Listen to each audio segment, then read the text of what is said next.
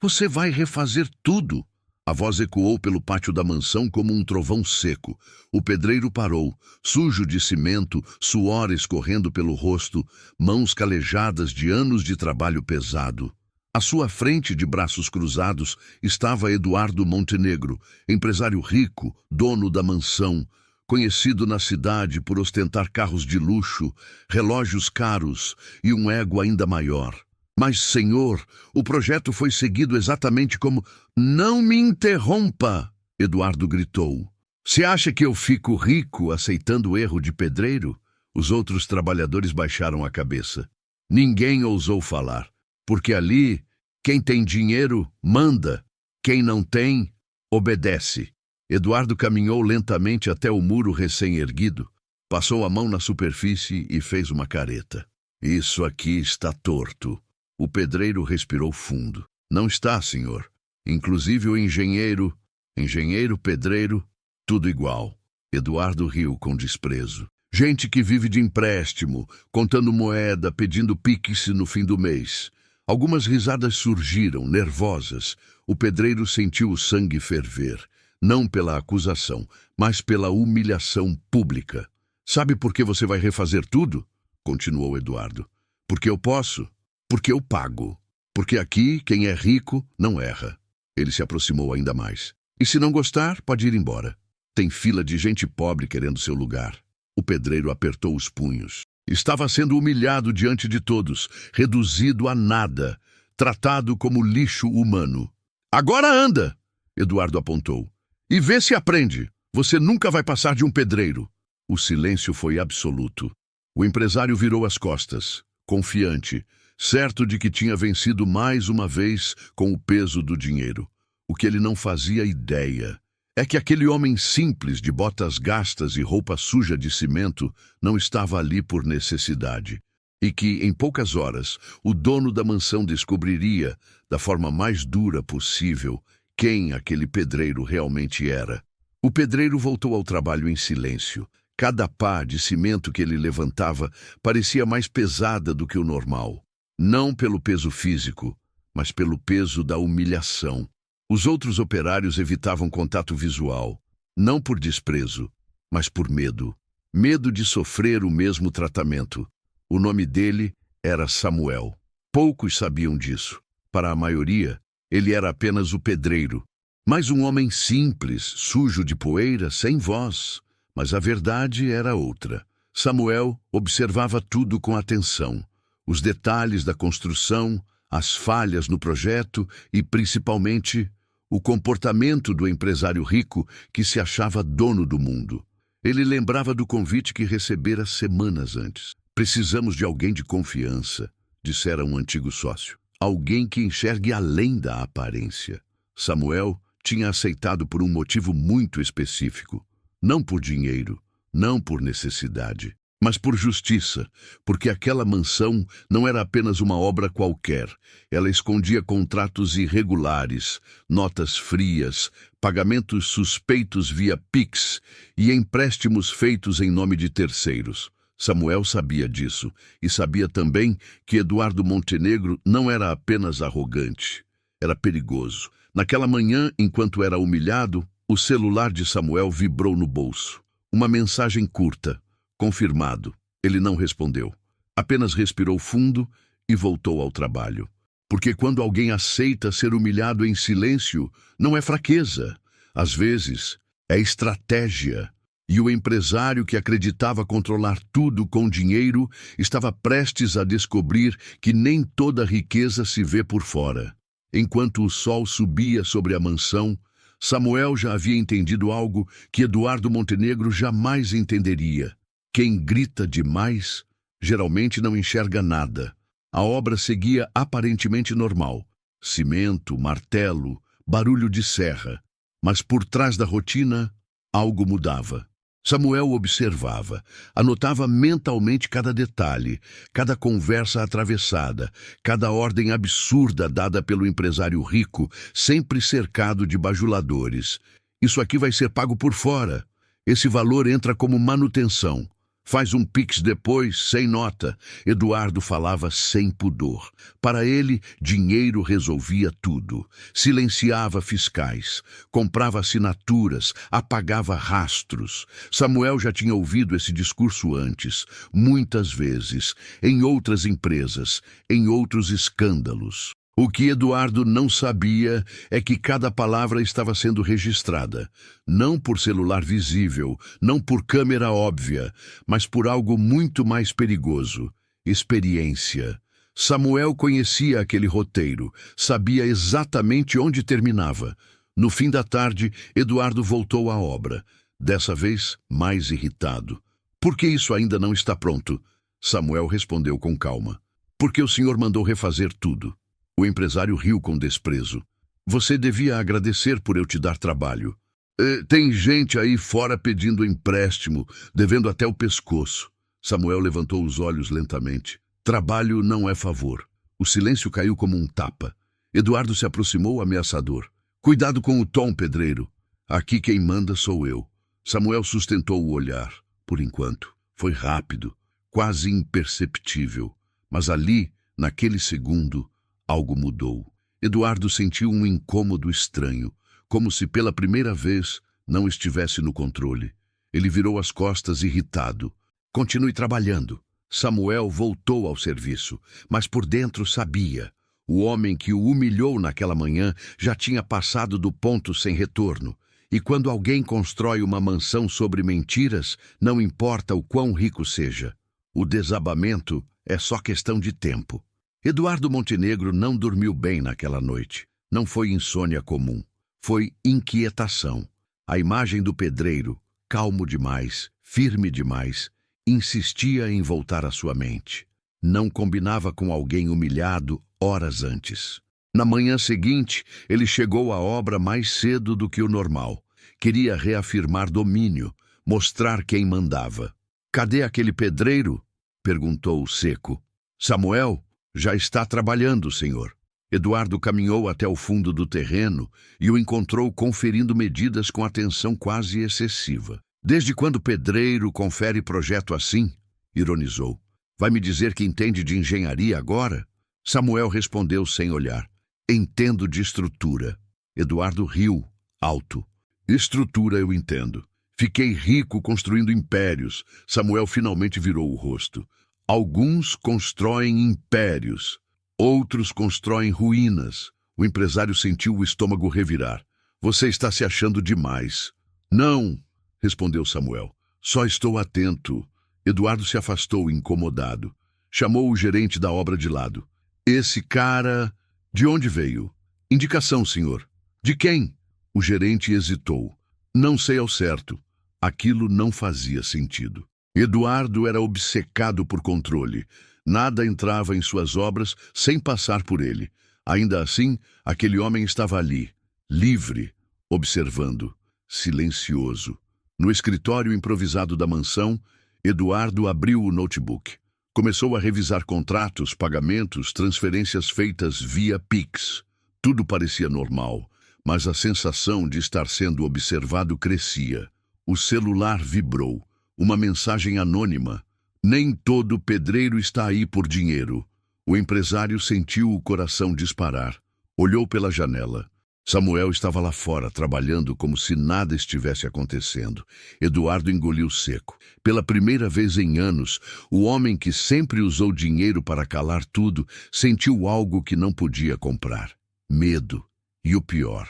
Era tarde demais para mandar aquele pedreiro embora. Samuel tirou o capacete no fim do expediente. O sol já descia atrás da mansão, refletindo nas paredes brancas que Eduardo tanto ostentava. Aquele lugar era grande, luxuoso e construído sobre algo frágil demais. Mentiras. Enquanto os outros trabalhadores iam embora, Samuel permaneceu. Não por ordem, por escolha. Ele entrou no pequeno container que servia de escritório da obra, abriu a mochila e retirou um tablet fino, moderno, algo que definitivamente não combinava com um pedreiro comum. Na tela, documentos organizados, planilhas, transferências bancárias, contratos assinados digitalmente.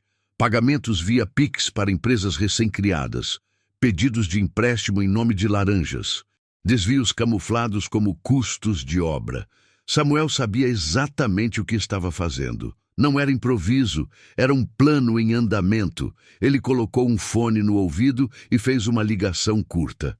Ele começou a desconfiar. Do outro lado, a resposta veio firme. Ótimo.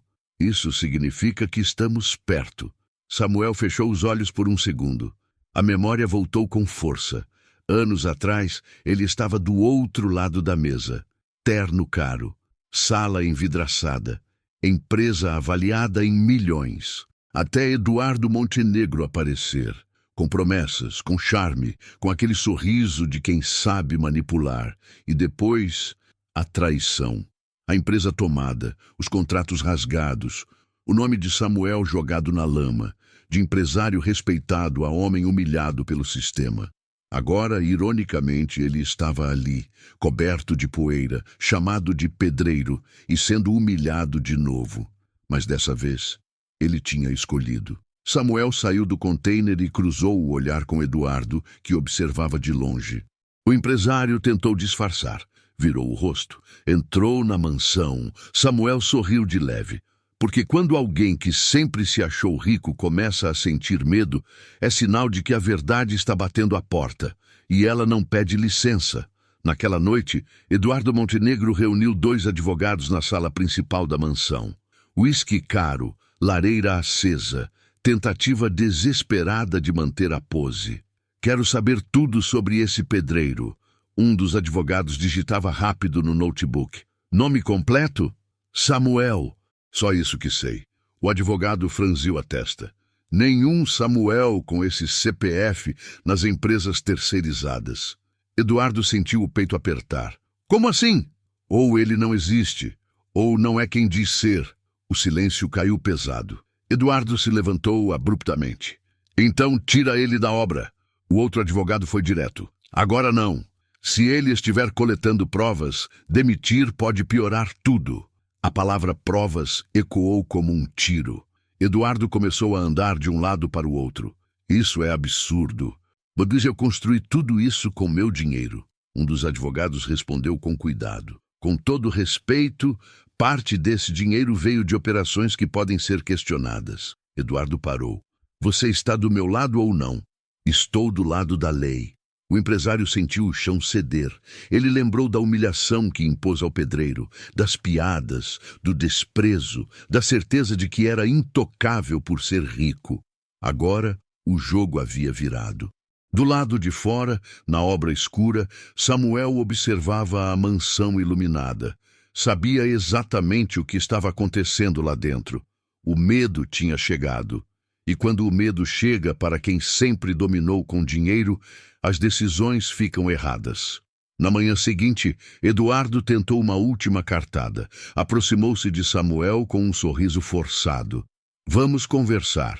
Samuel limpou as mãos no pano e respondeu. Agora? Sim.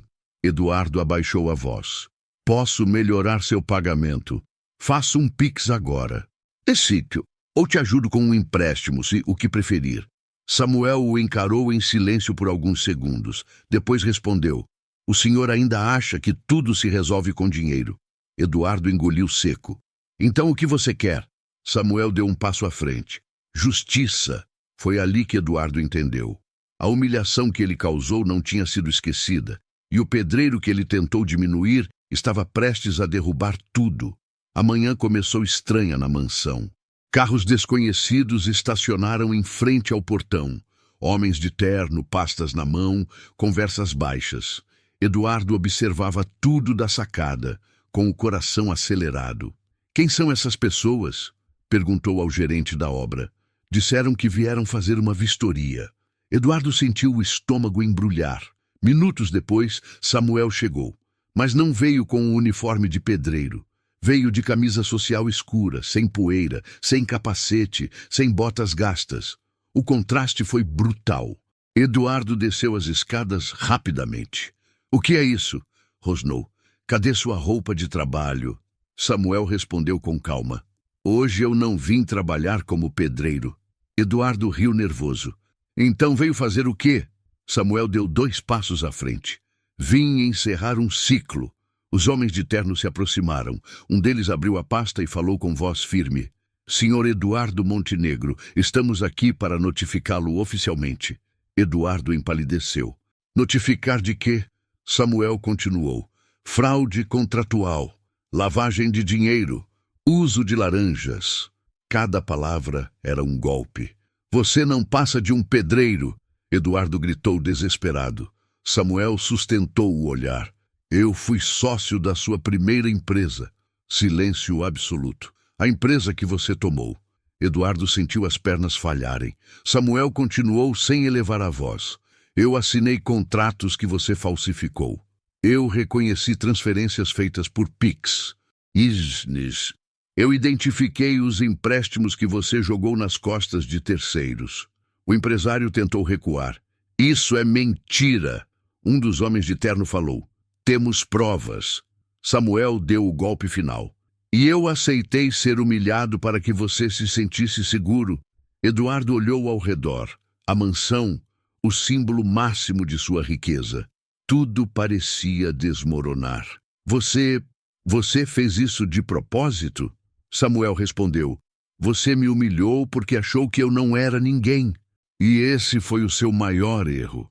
A mansão, construída para ostentar poder, agora era palco da queda. E ainda faltava o pior. O portão da mansão se abriu lentamente. 2 viaturas estacionaram em frente à casa que Eduardo Montenegro costumava chamar de meu império. O som metálico das portas se fechando ecoou como um aviso. Os trabalhadores da obra pararam tudo. Cimento ainda fresco, ferramentas largadas no chão. Ninguém falava nada. Eduardo sentiu algo que nunca tinha sentido antes. Vulnerabilidade. Isso é exagero, ele gritou. Eu sou um empresário rico, tenho influência. Samuel respondeu com calma absoluta. Riqueza não é imunidade. Um dos agentes apresentou os documentos. Mandado de busca e apreensão. Eduardo riu nervoso. Vocês sabem quanto dinheiro eu tenho? O agente respondeu seco. Sabemos exatamente de onde ele veio. A humilhação agora era pública. Vizinhos observavam de longe. Celulares gravavam. O homem que sempre ostentou poder agora tentava se explicar. Samuel, vamos conversar, Eduardo sussurrou. Podemos resolver isso. Samuel cruzou os braços. Resolver como? Faço um Pix agora. Te devolvo tudo. Faça um acordo. Samuel negou com a cabeça. Você teve essa chance quando me tratou como gente. Os agentes entraram na mansão. Abriram cofres. Recolheram documentos. Levaram computadores. Eduardo observava tudo, imóvel. Aquele lugar, construído para impressionar, agora o humilhava diante de todos. Um dos trabalhadores cochichou. Ele não é tão grande assim, Samuel ouviu. E respondeu em voz alta para todos. Ninguém é grande quando precisa humilhar os outros para se sentir importante.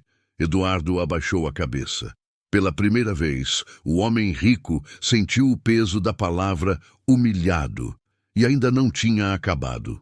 Eduardo foi levado para o escritório improvisado da obra.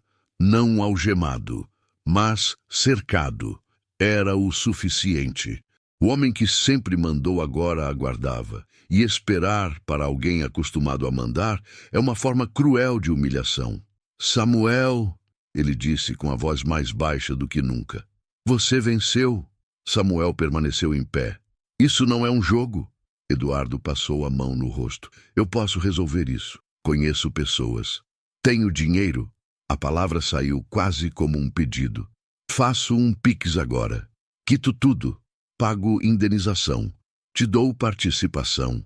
Samuel respirou fundo. Você ainda não entendeu. Eduardo levantou o olhar confuso. Você não está aqui porque perdeu dinheiro. Você está aqui porque perdeu o limite. Samuel se aproximou. Você me humilhou porque achou que eu não tinha valor. Achou que pedreiro não pensa? Eduardo engoliu seco. Eu estava estressado.